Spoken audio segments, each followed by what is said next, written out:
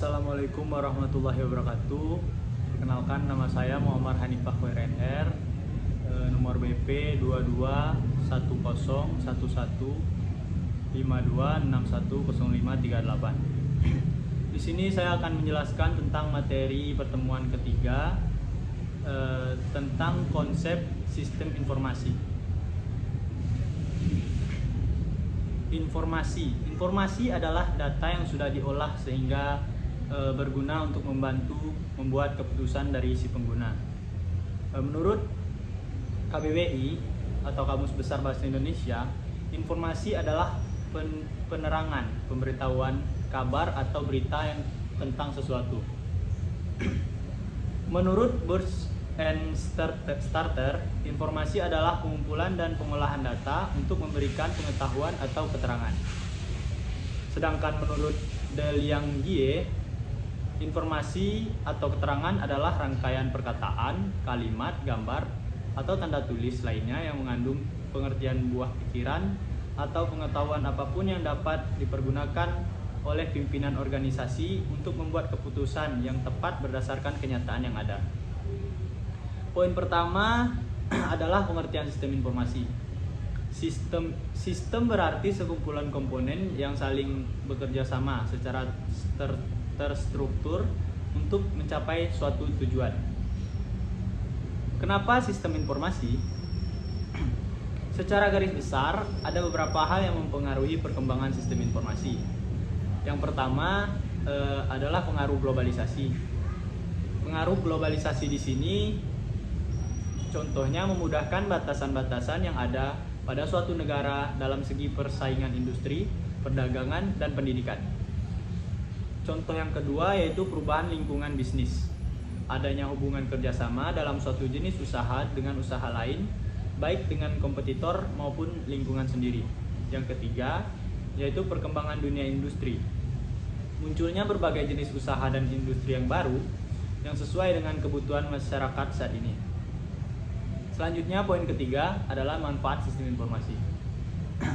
Manfaat sistem informasi di bidang perusahaan mungkin fungsinya adalah sebagai pengolahan data dan menjadi sistem informasi sehingga diharapkan dapat memaksimalkan hasil atau produksi yang dari perusahaan tersebut. Di bidang industri, dapat menjalin kerjasama dengan berbagai industri lain untuk meningkatkan mutu pelayanan. Di sini ada tabel dan ada 3 pembuat keputusan, jenis keputusan, dan informasi yang diperlukan. Contohnya, pembuat keputusan adalah manajemen. Jenis keputusan yang dibuat adalah menentukan harga jual pokok dan menaikkan gaji karyawan. Sedangkan informasi yang diperlukan adalah biaya produksi dan biaya operasi perusahaan. Contoh yang kedua, pembuat keputusan adalah operator. Jenis keputusan adalah membeli barang yang akan dijual dan pengaturan jadwal. Dan informasi yang diperlukan adalah stok hingga jumlah karyawan dan tugasnya. Poin keempat adalah kriteria informasi. Untuk menciptakan informasi yang akurat harus berawal dari data yang juga akurat dan tepat.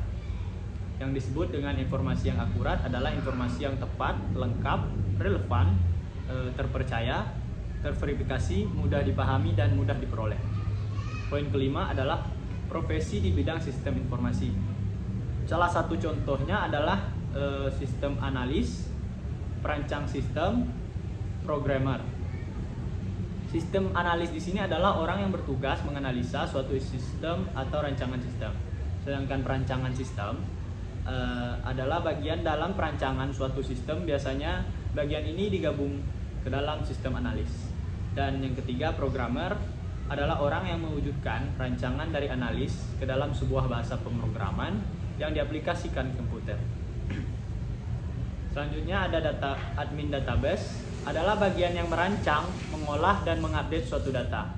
Sedangkan dan juga maksud saya dokumentasi, bagian untuk membackup data perusahaan. Dan ahli jaringan adalah merancang, merawat, dan mengolah jaringan. Poin ketujuh, pengaruh sistem informasi bagi perusahaan. Pengaruh pertama adalah mempercepat pembuatan keputusan, yang kedua menghalangi persaingan baru untuk memasuki pasar, yang ketiga memungkinkan kerjasama dan perusahaan lain bahkan dengan kompetitor, yang keempat memungkinkannya diciptakan perusahaan virtual atau usaha lain di dalam sebuah usaha. Poin ke-8 adalah pengetahuan yang diperoleh oleh manajer. Yang pertama adalah konsep dasar informasi, sistem informasi. Yang kedua adalah teknologi informasi. Yang ketiga adalah pengembangan sistem informasi. Yang keempat adalah aplikasi bisnis. Dan yang kelima adalah tantangan manajemen. Poin-poin itu yang harus diperlukan oleh manajer. Poin yang ke-9, rangkaian sistem informasi. Terdapat 5 kelompok elemen dalam rangkaian sistem informasi. Yang pertama adalah Business driver. Berbagai hal yang mempengaruhi proses bisnis yang dijalankan oleh perusahaan. Yang kedua, teknologi driver, penyebab terjadinya perkembangan teknologi yang dimanfaatkan untuk membangun dan meningkatkan suatu industri. Yang ketiga ada players. Players di sini adalah para pekerja atau yang bertugas dalam menjalankan informasi tersebut. Yang kelima ada proses, berbagai metode dan tahapan untuk membangun informasi tersebut. Dan yang selanjutnya adalah produk, informasi yang dibutuhkan oleh perusahaan untuk mempercepat pembuatan keputusan. Dan poin yang terakhir, poin yang ke-10 adalah jenis-jenis informasi. Ada 5 jenis-jenis informasi. Yang pertama adalah absolute information, merupakan pohonnya. Informasi yaitu jenis informasi yang disajikan dengan suatu jaminan dan tidak membutuhkan penjelasan lebih lanjut. Yang kedua yaitu substitutional informasi, jenis informasi yang merujuk pada kasus di mana konsep informasi digunakan untuk sejumlah informasi. Dalam pengertian ini, informasi kadangkala diganti dengan istilah komunikasi. Yang ketiga adalah philosophic information, jenis informasi yang berkaitan dengan konsep-konsep yang menghubungkan informasi pada pengetahuan dan kebijakan. Dan yang keempat maksud saya, subjective information, yaitu jenis informasi yang berkaitan dengan perasaan dan informasi manusia. Kehadiran informasi ini bergantung pada orang yang menyajikannya. Dan yang terakhir adalah objective information. Mungkin itu saja yang dapat saya sampaikan. Jika ada kesalahan saya mohon maaf. Wabillahi taufik wal hidayah. Assalamualaikum warahmatullahi wabarakatuh.